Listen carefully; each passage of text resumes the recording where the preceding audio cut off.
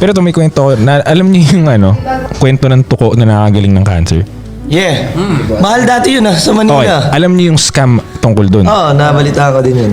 No idea. Okay, game. Ganito yun Kasi, ewan ko lang, konti lang yata yung nakaalam talaga, naka-figure out kung paano ini-execute yung scam na yun Inalam ko yun nung bata kasi parang, paano sila nakagawa ng pera dun? So, okay, ganito daw yun. Halimbawa si Kika, tuko seller. Okay. Customer niya si YB. Si YB, nakwento ng kapitbahay niya, mahal yung tuko. Naghanap siya ng tuko. Binili niya kay Kika 100K. Kasi, bakit niya bibilin? Kasi ako, sasabihin ko kay YB, kailangan ko ng tuko, bibilin ko ng 200K.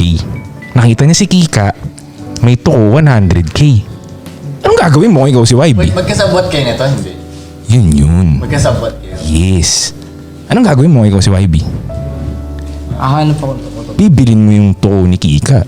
100 lang 200 yung hinahanap kong budget Pag nabili mo na, we bounce, dog. Sa'yo na yung tuko. Tayo na.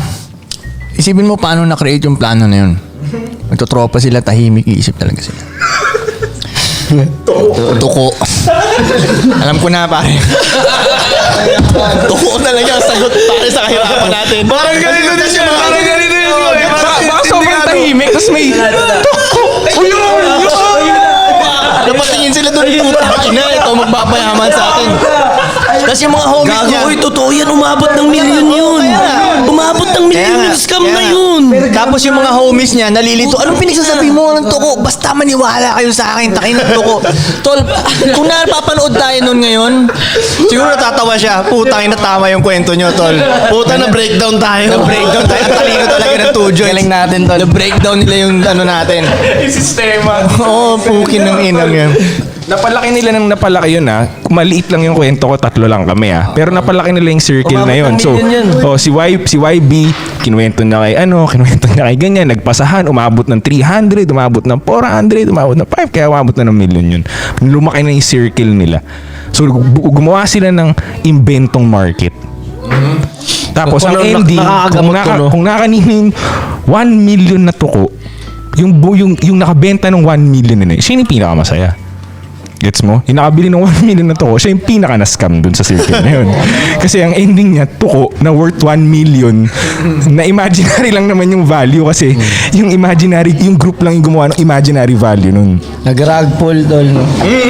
Nag-rag pull. Wait na, alis na tayo dyan. Nawa ka natin yung pera. Tangina, imagine mo ikwento ko sa storya na yun. Putang ina. Tangina mga tao to. Nananahimik ako dito Tol, lagi ka. Live in life na ko, no? Live in life na yung tao, no? Ha? Si Camillionaire. Kamillionaire. Si Kamillionaire pa. Si Kamillionaire. Kamillionaire, putang inang yan, no? Ang galing nung, mo dun yan, yung debunk mo dun, putang inang yan. Inang daming naghanap ng tuko nun, tol. Umaabot ng probinsya yun, bre. Nakwento lang din sa akin yun. Baka sabihin nyo, isa ako sa mga tuko. Hindi ako tuko Tol, magkano mo nabili? Dumayatan ako yung puhunan mo sa tahian mo Kaya alam mo Sa Facebook groups talaga ako ng mga tuko pag nakita nyo. Ang ina na alala. Well, ang dami kasing tuko sa Antipolo Kaya talaga na-interest ako nung bata ako. Kasi gabi-gabi naririnig ko yun. Tapos 1 million yan, sabihin nyo, sa news. Gabi-gabi sa amin yun, nagtuko. Ganun na ganun yun. Tuwing matutulog ako Araw-araw. Sa hulihin ko yan. Tol, namin sa Mindanao, may tuko kami dun, sobrang laki na tol, dinosaur na nga talaga, tingnan nyo. T-Rex na yun. Laki talaga, tol. namin, tol. Nasaksihan ni Pudong yun. Punta kami Mindanao. Nandun pa yung tol, ang laki talaga. Tapos bata pa lang ako. Ewan ko lang kung nagpapalit yung tuko na yun. Basta alam namin talaga may malaking tuko sa bahay namin. Frank, mga ganito yun, no? Ang laki talaga, tol. Dinosaur talaga, tol. Puki ng inang yun. Tapos, Takos nga yung bahay namin dun sa Mindanao, ma-eco. Maluwag yun dyan na mapader, gano'n, ma-eco. So, pag nag-a-announce na siya, Naku, talaga ang lakas. tol, nakakatawa nga, tol, pag yung mga ordinaryong butike nakatambay, lalabas yung ulo ng tuko. Puta, gulay talaga sila. Gumagano'n talaga sila.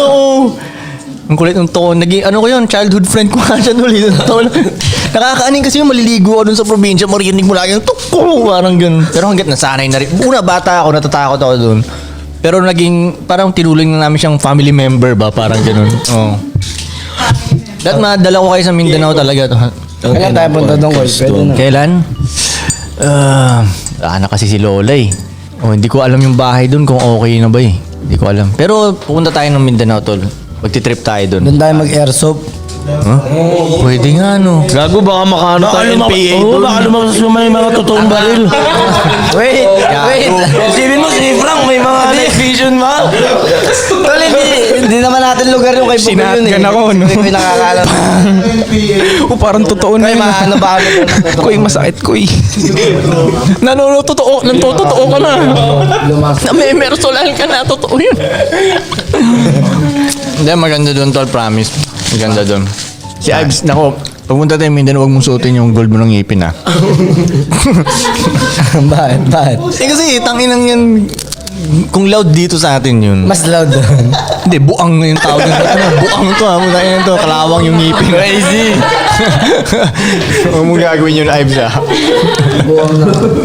Kami ni Pudo nga, tolo. Yung lalakad kami ni Pudo, pareho kaming kalbo. Puta yung mga bata, Shaolin.